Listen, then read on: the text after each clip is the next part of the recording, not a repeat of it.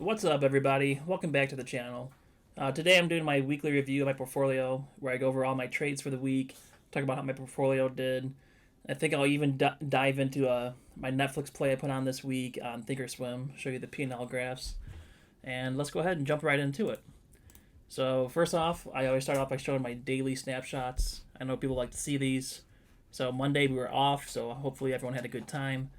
Tuesday, I had a positive day. Wednesday through Friday were red days for me. Chinese stocks tended to sell off during power hour, and I have a large exposure to BABA and Wish right now, so that kind of dictates if my portfolio is red or green on any particular day.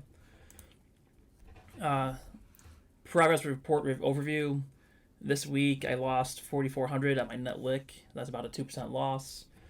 Realized premium is at 744.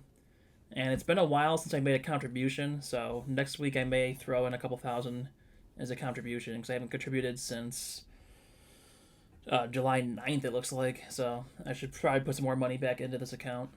So next week's expected a contribution to happen.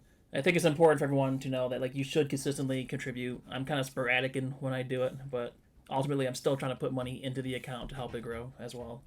It's just that way I'm not just relying on returns themselves. This week's trades, I wasn't really too busy. I actually had off on Tuesday, so I had all the time in the world to make trades, but I just didn't see anything that I liked. And then the rest of the week, I had a busy week, so I really couldn't look at the market.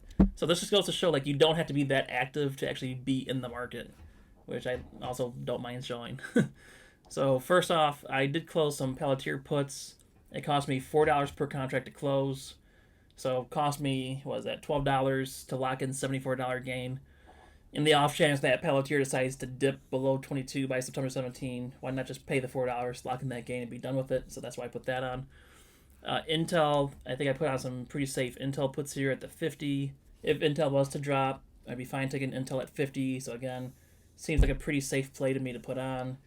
A little $88 of premium collected. Who knows how much I'll close that out for, but this does go out till October 15th, so a little over a month. And then I also bought some Netflix call spreads.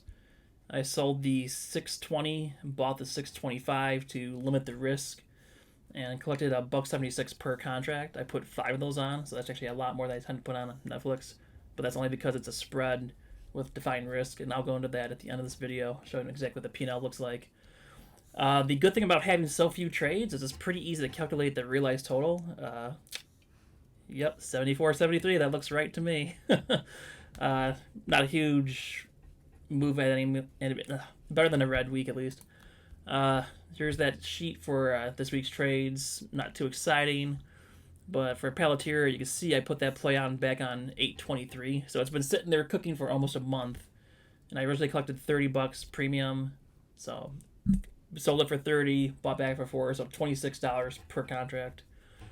And then here's the 2 trades I just put on.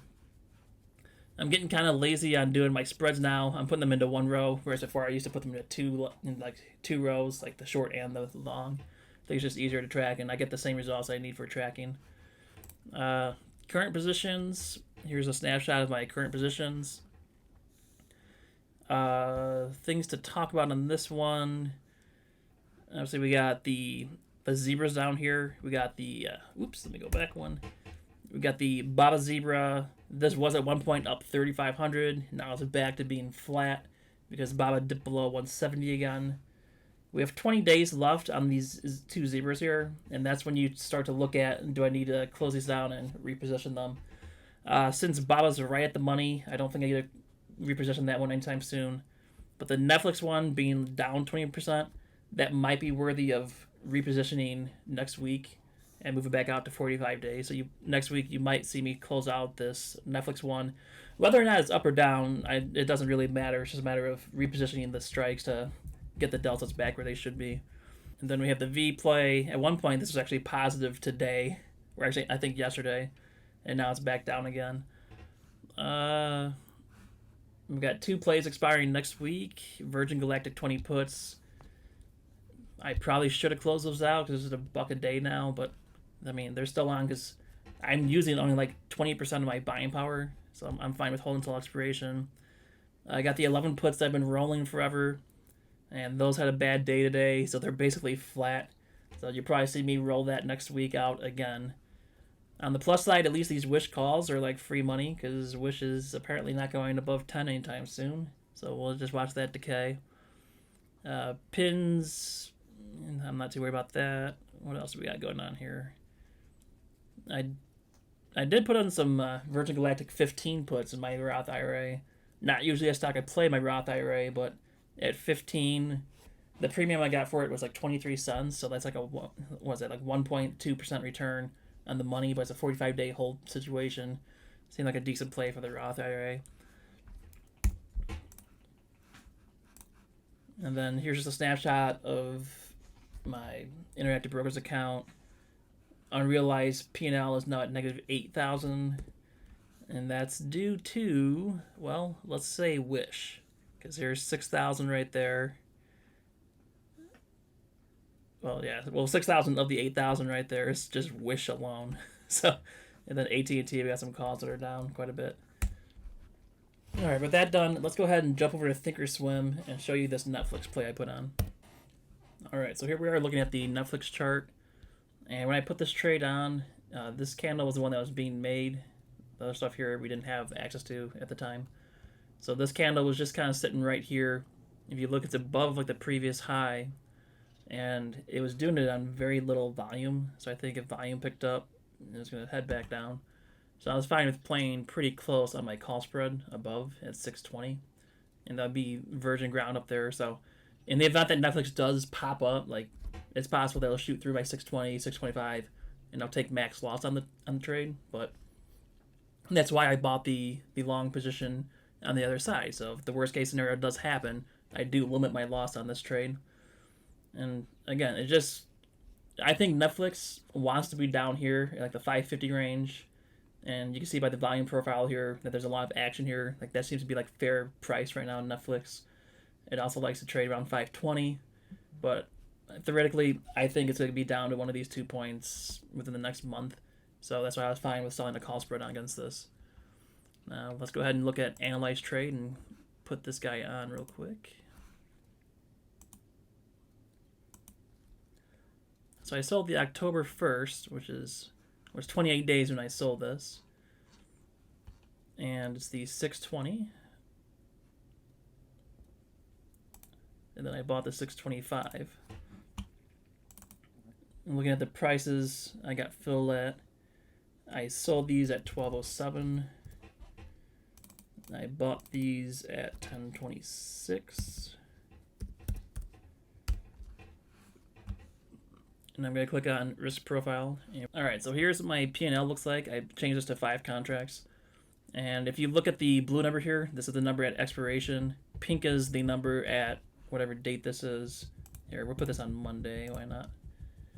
Anyway, if Netflix gets above my long position, which is 625, that's where I hit max loss, and that's only 15.95. But if Netflix stays below 620, which I think it will, I get my max gain of $900 off this. And the reason why my max loss here is not $2,500 is because I received that $900 credit in premium. So I get to keep that premium no matter what. So 2,500 subtract 905. That's why my P&L, my max loss is 15.95, because I get to keep that premium no matter what. So the most I could lose on this trade would be almost $1,600. The most I can gain will be 905, and that's if I hold this down till expiration. Obviously, if the price of Netflix moves down, the pink line, I might secure a profit quicker. Like if Netflix drops down to 580, and I can close this down for 60% profit, I'll probably do that. Right now, Netflix is trading at, like 605, I think it was. So my position is actually up about $200.